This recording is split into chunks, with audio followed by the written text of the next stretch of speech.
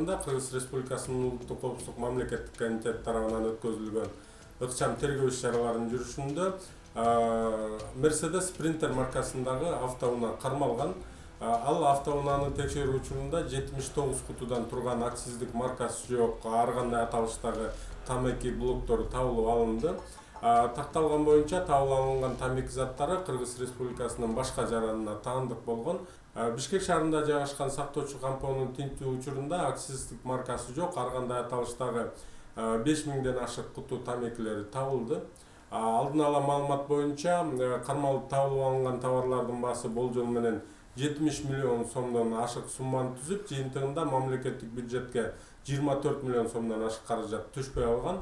Бул факт боюнча материалдар Кыргыз Республикасынын кылмыш жаза кодексинин 215-беренеси боюнча кылмыштардын жана жоруктардын бирдиктүү реестрине катталды. Азыркы учурда бул жарандын жашаган жерин аныктоо жана ошондой эле табылып алынган тамекилердин жалпы баасын жана башка төлөөчү жерлерге жана бажы кызматтарына төлөнбөгөн чыгымдарынын баасын аныктоо иштери жүргүзүлүп жатат.